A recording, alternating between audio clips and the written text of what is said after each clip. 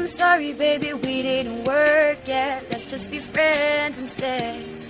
O tayo ay wala na, ito'y naka... So, hi guys, welcome back to my YouTube channel. At kung di ka pa nakakapag-subscribe, isubscribe mo na yan at i-click ang bell para pilit ka select ng video ko. For today's video, gagawa tayo ng panibagong vlog. So, ngayon guys, tuturuan ko kayo kung paano magpalit ng profile pic sa yung YT o sa Google. So, punta tayo sa Gmail. So, yan, wait lang. Turo ko sa inyo.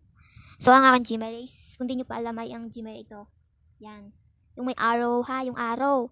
Arrow ba? Arrow. Joke lang. So, ngayon, pindutin natin yung Gmail. Gmail bare. So, pagkatapos no, lalabas yan. Yan. Kung wala ka nyan, tigil mo sa buhay mo. Joke lang. So, yan. Pipindutin natin tong profile pic natin sa taas. And then, pindutin natin. Tapos, choice mo yung manage your Google account. And, yan. Pindutin natin. So, pagkatapos natin pindutin, yan ang lalabas. Yan. So, wala ka dyang ibang papaltan. Wala ka dyang ibang kukuting-tingin, kundi itong nasa taas lang.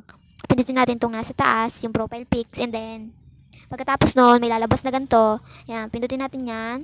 Set profile picture. Photo. Choose your photo. Yan, yung may bilog. So, pagkatapos pindutin natin.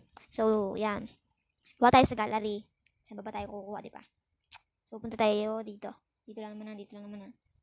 So, pipindutin ko tong akin yan.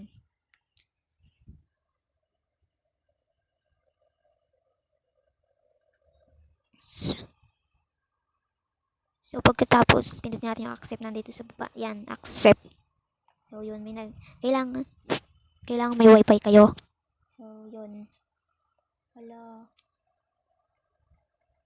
So, yun guys, nag-set na siya. Punta tayo sa YT account natin and then tingnan na natin kung nandun na siya. So, titingnan na natin. Let's get it on. Charing. So, yun. Punta tayo sa account natin. O, diba? Nandun na siya. Maglo-loading lang siya talaga. Ganun talaga yung aking maglo-loading at maglo-loading siya. O, diba?